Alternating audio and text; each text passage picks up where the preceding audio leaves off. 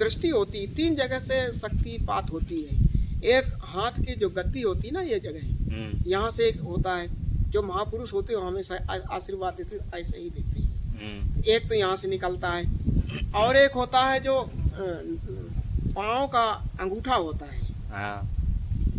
अंगूठ इसलिए आना कि श्री गुरु पद नख मण गण ज्योति, सुव्रत दिव्य दृष्टि ये होती।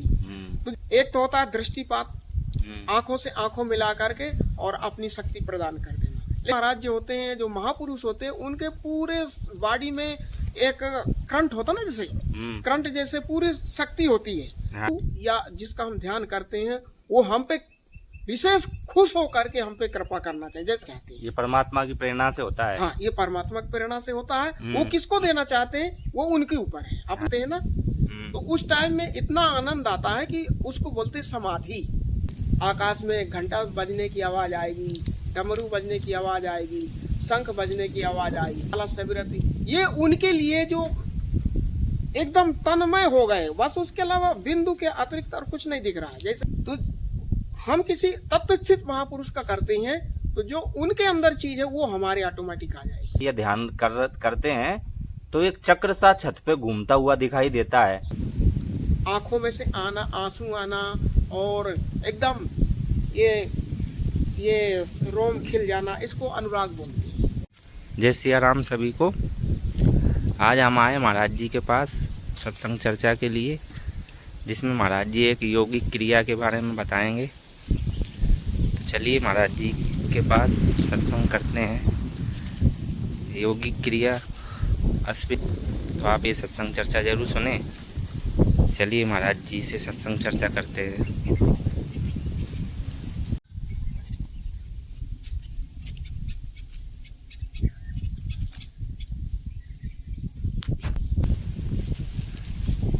महाराज जी आ रहे हैं अभी।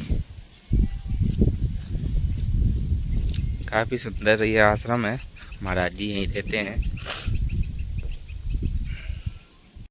हरिओम। हरिओम। महाराज जी के बहुत से साधकों का ये प्रश्न है कि जो शक्तिपात की जो क्रिया है, जिसको पूर्ण गुरु जो पहुँचे हुए महात्मा है, उसको साधक को अपनी साधना, जो पूर्व जन्म की साधना है, उसको देखकर वो पूर्ण करवाते हैं शक्तिपात की क्रिया। तो वो क्या है, इसके बारे में बताने की कृपा करें। हरिओम। देखिए, जब हम किसी महापुरुष के सानिध्य में जाते हैं, हमारी साधना जागृत हो जाती है। तो जैसे आपका बल्ब है, लट्टू है, बल्ब में जब तक करंट नहीं आएगा तो बल्ब का कोई महत्व नहीं है। इसी तरह से जब तक हमारी आत्मा की जागृति नहीं होगी तब तक शक्तिपात हो ही नहीं सकता है। रही बात जो महापुरुष होते हैं, वो शक्तिपात एक होता है दृष्टि के द्वारा, आंख में आंख मिला के देखना। जो जैसे चुंबक होता है, चुंबक लोह कमजोर होता है तो लोह को खींच लेता है, और लोह मजबूत हुआ तो चुंबक कमजोर हुआ तो चुंबक खींच। यदि हम महापुरुष के पास जाते हैं तो जो उनकी दृष्टि होती, 3 जगह से शक्तिपात होती है। एक हाथ की जो गति होती ना, ये जगह यहाँ से एक होता है, जो महापुरुष होते हैं हमेशा आशीर्वाद देते ऐसे ही देते हैं। एक तो यहाँ से निकलता है, और एक होता है जो पाँव का अंगूठा होता है। अंगूठ इसलिए आना कि श्री गुरु पद नख मण गण ज्योति, उसको मणि के समान बताया गया। गुरु महाराज का जो नाखून होता है ना, उसको मणि, श्री गुरु पद नख मण गण ज्योति, सुव्रत दिव्य दृष्टि ये होती। तो जब हम ऐसे महापुरुष का सानिध्य लेंगे, ऐसे महापुरुष को हम अपने अंतःकरण में विराजेंगे, हमें तो गुरु महाराज बाहर से मार्गदर्शन देंगे, बेटा तुम ऐसे करो ऐसे करो। कोई होते हैं जो ज्ञान की दृष्टि से या उसके मन की दृष्टि को रोक करके मन में अंदर प्रवेश कर जाते हैं, और प्रवेश करके ये तो शरीर का कोई मतलब ही नहीं है। तो एक तो होता है दृष्टिपात, आंखों से आंखों मिला करके और अपनी शक्ति प्रदान कर देना। लेकिन ऐसे तो महापुरुष कम करते हैं, वो तो जो उत्तम होते हैं उनके लिए है। और एक होता है जब साधक गुरु महाराज के चरणों में साष्टांग प्रणाम करता है, उनके जो नाखून होता है ना, नाखून मस्तक में लगते हैं या अपन हाथ स्पर्श करके और ऐसे लगाते ना, ऐसे तो जो उनके नाक पाँव में जो, क्योंकि गुरु महाराज जो होते हैं, जो महापुरुष होते हैं, उनके पूरे बॉडी में एक करंट होता ना, जैसे करंट जैसे पूरी शक्ति होती है। हाँ। उनका कहीं भी यदि हमारा अंग छूता है ना, उससे वो हमारे अंदर शक्ति जागृत होती है। लेकिन वो तब होती है जब वो गुरु या जिसका हम ध्यान करते हैं वो हम पे विशेष खुश हो करके हम पे कृपा करना चाहिए। जैसे आप 4 बालक हैं और पिता जिसकी खुश होगा ना, भले पाँव नहीं दबाता, भले वो सेवा नहीं करता, लेकिन जिसके ऊपर पिताजी खुश होंगे ना, उसी को आपके पूरे घर के मालिकाना दे देंगे। हाँ। इसी तरह से साधना तो सब करता है, गुरु महाराज के दरबार में सब जाता है, लेकिन वो जिसके, अब वो किसके ऊपर कृपा कर दे वो उनके ऊपर है। वो प्रेरणा गुरु की है, वो गुरु के ऊपर है, वो किसको देना चाहते हैं। ये परमात्मा की प्रेरणा से होता है। हाँ, ये परमात्मा की प्रेरणा से होता है। वो किसको देना चाहते हैं वो उनके ऊपर है, अपने ऊपर कुछ नहीं है। हाँ, किसी ने मतलब ये भी बताया गया है कि जब समाधि की उच्चतम अवस्था में साधक पहुंच जाता है तो इष्ट देव गुरु ईश्वर द्वारा शक्तिपात का अनुभव कराते हैं और साधक को एक घूमता हुआ सफेद चक्र या तेज पुंज आकाश में या कमरे की छत पर दिखाई पड़ता है। हाँ। तो ऐसा भी अनेक संतों ने बताया है। हाँ। और उस स्थिति में साधक एक परमानंद की स्थिति से गुजरता है। हाँ। तो ये सब गुरुदेव की कृपा से होता है। ये सब गुरुदेव की कृपा से होती, जैसे जैसे हमारे पूर्ण महात्मा संत, ये उस टाइम का प्रक्रिया है। जैसे हम गुरु महाराज का सिख से और नख तक पूरा जब अलग अलग पूरा स्वरूप का ध्यान करते हैं ना, उनका सिर ऐसे है, उनके कान ऐसे हैं, उनकी नाक ऐसी है, और ऐसा स्वरूप को देखते देखते देखते देखते जब गुरु महाराज का जो दाहिने पांव का नाखून है ना, नाखून में जब हम एकता होने लगते हैं ना, तो उस टाइम में इतना आनंद आता है कि उसको बोलते समाधि। अच्छा। समाधि, सम के आदि हो जाना, संसार का कोई भान ना होना, और वो जब वो उसमें एक तन्मय हो जाएगा ना, तो आत्मा और परमात्मा, जैसे अर्थ और फेस, यानी फेस और फेस को आप टच करेंगे, दूसरे फेस को स्पार्किंग होती ना, तो इधर आत्मा भी शक्ति पुंज है और परमात्मा ही शक्ति पुंज है। तो जो दोनों का मिलन होता है ना, तो स्पार्किंग होती है। परमानंद की स्थिति से गुजरता है साधक। हाँ, परमानंद की जब स्थिति आती है ना, उसके बीच में उसको सब दिखेंगे।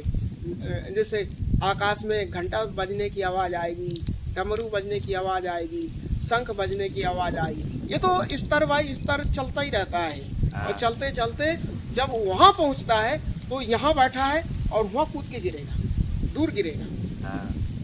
ध्यान लगाया, लेकिन वो तो लाखों में से एक आध का होता है, सबका नहीं होता है। सबका होने लगे तो सब वो जो झटके आते हैं ना, बॉस को तो अभ्यास नहीं है, उनको नींद आने लगती है ना। व्याधि, स्त्यान, प्रमाद, आलस्य, विरति, ये उनके लिए जो एकदम तन्मय हो गए, बस उसके अलावा बिंदु के अतिरिक्त और कुछ नहीं दिख रहा है। जैसे रात के आप दूर कहीं लट्टू दिख रहा ना, साधना जैसे कहते हैं त्राटक क्रिया, त्राटक होती है सूर्य भगवान उदय भय, और बस उस टाइम में आप उसको यदि दत्तचित्त होकर के देखेंगे तो ऑटोमेटिक आपको उसकी जो शक्ति ताकत है ना, वो आपके ऑटोमेटिक अंतःकरण में। त्राटक क्रिया एकाग्रता के लिए बताई गई है। त्राटक क्रिया, आप कोई बिंदु को बहुत से तो ऐसे करते हैं कि एक गोल निशान बना देते हैं और उसको देखते रहते हैं, देखते देखते बस दत्तचित्त मन वहीं लग गया है ना, बस उसके अलावा मन कहीं न जाए, वो उससे ही बहुत ताकत, आपकी एनर्जी ऑटोमेटिक आ जाएगी, है ना। तो ये तो है, अच्छी बात है। इसी प्रकार से जो साधक अंतःकरण में केवल गुरु महाराज के चरणों की सिवाय और उसको कुछ भान ही ना हो, हम कहाँ बैठे हैं, क्या है, उसको कुछ भी पता नहीं है, तब जाके वो झटके आना चालू होते। इसके पहले नहीं। इसके पहले तो यदि आता है तो उसको नींद आ रही है। और कभी कभी ऐसा भी संतों के ने कहा है कि शक्तिपात क्रिया गुरु दूर रहकर भी साधक को करा सकता है। वो साधना के ऊपर है। जो हमें प्रक्रिया बता रहे हैं ना, ध्यान वाली, इस प्रक्रिया के द्वारा ऑटोमेटिक जागृत हो जाएगी। वो यहाँ क्या अमेरिका में बैठे होंगे तो भी हो जाएगा। क्यों? क्योंकि जैसे आपका मंत्र है, हाँ आपका भूत है, हाँ भूत आया तो उसको मंत्र के द्वारा ही रोका जाए, उसको आप गोली मारेंगे थोड़ी लगेगा, है ना। तो कहते हैं टिट फॉट जैसे को तैसा, अरे कोई तो और थोड़ी रोक पाएंगे उसको, कहते हैं जैसे का तैसा। तो यदि यहाँ साधना में साधक में पात्रता है तो दूर बैठे हुए गुरु भी लाखों किलोमीटर दूर बैठे होंगे, ऑटोमेटिक कृपा आ जाएगी, कृपा कर क्योंकि देते हैं। वो मिल गया ना, उसका लेयर पारा तो बोलते हैं, लेयर बोलते हैं, क्या बोलते हैं, वो सूक्ष्म हो गया साधक। तो वो जो गुरु महाराज का लेवल है और साधक का लेवल है वो एक हो गया, तो ऑटोमेटिक वो क्रियाएं होंगी।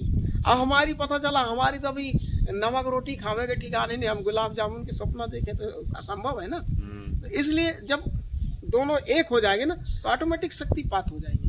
तो वो जो है जब हमारा एकदम दत्त चित्त गुरु महाराज के चरणों में, बस पूरा शरीर देखते थे, केवल गुरु महाराज के नाखून रह जाए मात्र।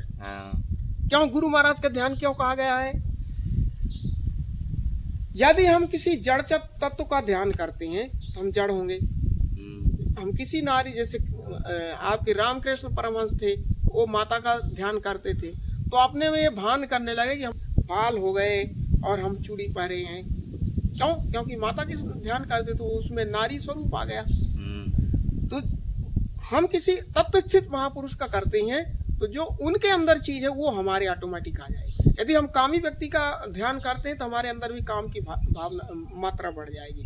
क्रोधी व्यक्ति का हम ध्यान करेंगे तो क्रोध की भावना बढ़ जाएगी। बिल्कुल सही। इसलिए महापुरुष का कहा गया जो उसमें स्थित हो चुका है, ऐसे महापुरुष का ही ध्यान किया जाए, ना कि और जैसी पढ़ाई करेंगे वैसे तो होंगे। जैसा ज्ञान हम यदि व्यवसाय करना है तो हम सेठ लोगों के पास बैठेंगे तो हमको व्यवसाय की धंधा उसकी जानकारी होगी।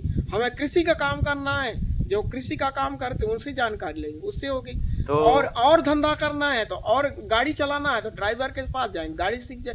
इसी तरह से ये भी है कि हमें जो जैसी चीज है टिट फॉर जैसे को तैसा जैसे है। हाँ, तो साधक को ये समझना चाहिए कि साधना करना चाहिए, ना कि गुरुदेव स्वयं ही प्रेरणा करते हुए कब शक्तिपात द्वारा अपनी कृपा कर दें, ये प्रेरणा के ऊपर है। प्रेरणा के ऊपर है। गुरु महाराज को हमें कुल मिला के खुश करना है। हाँ। जैसे हनुमान जी महाराज ने राम जी को तो ऑटोमेटिक बोले, सीता जी क्या बोल, आजा अमर गुण नित हो सुतो करहु राज बहुत कर छोकु। आजा अमर गुण नित सुतो, कब? जब माता सीता को खोज करने गए, पूरे राक्षसों को मार के वापिस आए थे ना, जब वो वापिस आने लगे थे। तो कुल मिला के हमको अपने इष्ट जो हम गुरु हैं जिसके सानिध्य में जा रहे हैं उनको हमको खुश करना है। वो कैसे खुश हो जाएं, चाहे हमारे डंडा मार के हों, चाहे हमसे बर्तन झाड़ू रगड़वा के हों, चाहे साधना करवा के हों, चाहे वो जैसे हो जाए उनको खुश करना है। वो जब खुश हो जाएंगे ना उनकी अंतः से द्रवित हो जाएंगे, वो तो स्वाभाविक क्रिया मिल जाएगा। और द्रवित नहीं भय और वो उनको हम खुश नहीं कर पाए तो हमारी साधना तो वैसे जैसे कि भूसा होता ना, बहुत ऊंचा दिखता है, लेकिन उसमें नीचे से आग लगा दिया जाए ना तो 5 मिनट जल गई। तो माया इतनी प्रबल है कि साधक को कहाँ पटक दे वो उसको पता ही नहीं चलेगा। तो गुरु के प्रति सच्ची श्रद्धा, समर्पण, सेवा और उनकी वाणी का स्वाध्याय, अनुसरण करना, उनके कहने के अनुसार अपने जीवन को ढालना। वो क्या ध्यान की क्रिया बता रहे हैं, क्या समाधि क्रिया बता रहे हैं। हम घर में हैं, गृहस्थ में हैं, जो हमारे से बन सके आश्रम में जाएं। हमें नहीं कहते कि आप यहाँ जहाँ आपकी श्रद्धा हो वहाँ जाएं, उनको कुछ लेके जाएं, खाली हाथ कभी ना जाएं, या उनको कपड़ा धोएं, बर्तन धोएं, पर होना चाहिए महापुरुष, होना चाहिए संत। ऐसे नहीं कि गांव में घूम रहे हैं, ऐसे नहीं, संत होना चाहिए। महाराज जी, बहुत से साधकों ने ये भी बताया है कि जब वो ध्यान में चलते हैं या ध्यान करते हैं तो एक चक्र सा छत पे घूमता हुआ दिखाई देता है और घर में भी चक्र सा घूमता हुआ दिखाई देता है। तो अपन ये समझें कि उनके ऊपर गुरु की कृपा हो गई है। और किसी ने तो ये भी बताया है कि हम उस समय हमारा हृदय आनंद से विभोर हो जाता है। वो जो आप बता रहे हैं वो बहुत उच्च, जैसे 7 सोपान है ना, शुभेच्छा, शुभचारणा, तन मनसा, असंशक्ति, सत्व पक्ष, पदार्थ अभावनी, तुरिया। तो जब वो पदार्थ अभावनी को पार होने लगता है ना, पदार्थ अभाव का मतलब, अभावनी का मतलब होता है जितने पदार्थ हैं इनसे हमें वैराग। जैसे आप ये समझिए कि बर्फ है, बर्फ को आप घोड़े के खांचा में डाल दीजिए, आदमी के खांचे में डाल दीजिए, तो वो जब आप फ्रिज से निकालेंगे तो अलग अलग आकार दिखेगा। लेकिन जब आप एक जगह रखेंगे, एक बर्तन में रखेंगे, वो गल के पूरा पानी हो गया तो आपको अलग अलग थोड़ी दिखेंगे, वो तो एक ही स्वरूप हो गया ना। इसी तरह से पदार्थ भावनी, हर चीज में उसको सब गलने लगता है, केवल एक ही तत्व आने लगता है। तो उस टाइम में उसको इतना आनंद तो बहुत नीचे से ही चालू हो जाता है। आनंद यदि कोई साधक 1 घंटा में 1 मिनट भी रोकना चालू कर देता है ना, तो आनंद उसको ऑटोमेटिक आंखों में से आना, आंसू आना, और एकदम ये रोम खिल जाना, इसको अनुराग बोलते हैं, है ना। अनुराग रूपी अंगद का ही जाऊं मैं पारा, जी संशय कछु फिरते, ये जागृत होता है फिर वो खत्म हो जाता है। लेकिन कांटी निवर्स हो जाना, उसी को बोलते हैं हनुमान, जो मान का हनन करे, उसको बोलते हैं। तो ये तो आप आनंद की कह रहे हैं, ये आनंद तो बहुत आपकी साधना चालू होती है, मन रुकने लगता, वहीं से चालू हो जाता आनंद आना, थोड़ा थोड़ा।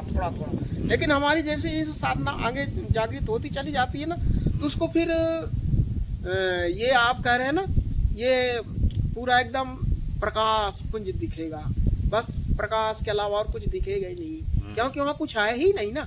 ये आकाश, जब आकाश तत्व, अभी तो हमारी आसक्ति पृथ्वी तत्व में, जब पृथ्वी तत्व को पार करके, जल तत्व को पार करके, अग्नि तत्व को पार करके, वायु तत्व को पार करके आकाश तत्व में जाएगा ना, तो आकाश में आप क्या देखेंगे? दिन में तो आपको प्रकाश के अलावा कुछ नहीं दिखेगा।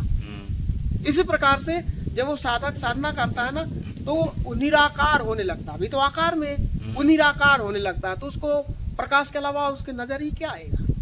केवल प्रकाश, तेज पुंज प्रकाश। उसको चाहे आप गोला रूप में मान लीजिए, चाहे आप पूरे में प्रकाश है, उसको मतलब कि आंख बंद किया और उसको प्रकाश के अलावा और कुछ नजर आएगा ही नहीं, प्रकाश है। और इतना आनंद आएगा, इतने आनंद आएगा कि ऐसे लगेगी इस दुनिया फालतू की दुनिया है ही नहीं है, उसको नजर ही नहीं आएगी दुनिया। वो तो बहुत उच्च कोटि की अवस्था है, उच्च कोटि की। अभी अपन लोगों की नहीं, अपन लोग तो अभी यही स्थूल शरीर को नहीं जीत पाए, और वहाँ कारण शरीर, केवल शरीर की बात करें तो कैसे संभव है ना। तो इसलिए पहले हम साधना को जागृत करें, किसी अच्छे महापुरुष को शरण लें, वहाँ जाने के बाद फिर वो क्या बताते हैं, वो साधक के साधना के अनुसार देख करके वो आप छत जैसा बता रहे हैं, वो सब आगे की प्रक्रिया ऑटोमेटिक फिर होने लगती है। वो भी उसको बोलते हैं विदेह स्वरूप।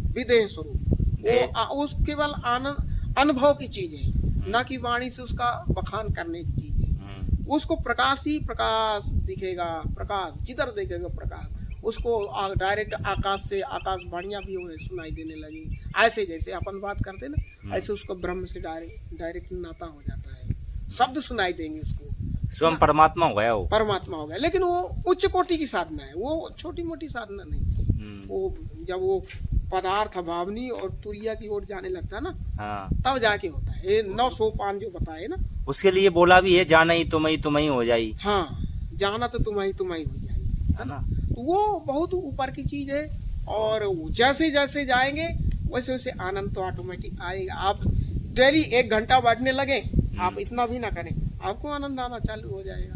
आपको, हमें कोई भी साधना एक ऐसी चीज है, जितना अंतःकरण में जाएंगे उतना ही आनंद आएगा। परमात्मा स्वयं ही परमानंद स्वरूप है। आत्मा तो बैठी है ना, आनंद तो आनंद स्वरूप अपने अंतःकरण में ही बैठा है। बशर्ते उसको क्या चाहिए, उसको तो अपन दे ही नहीं पा रहे ना।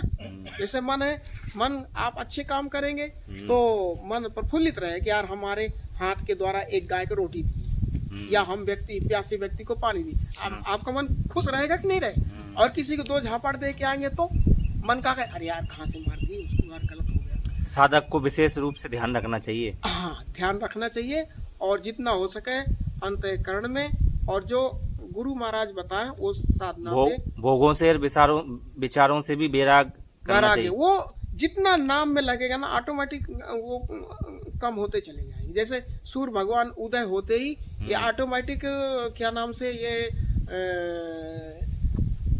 भय दूर होने लगता है ना, चोर का भय, सांप का भय और फलाने न जाने कितने कितने दूर तक का दिखाई देना सब बंद। अभी रात हो गई तब दूर का दिखाई बंद हो गया ना। इसी प्रकार जितना हम नाम में अपने आप को ढालेंगे, जितना नाम में लेंगे, जितना भाव जागृत करेंगे, उतना ही वो प्रक्रिया बढ़ती चलेगी। ठीक है ना। हरि ओम। हरि ओम।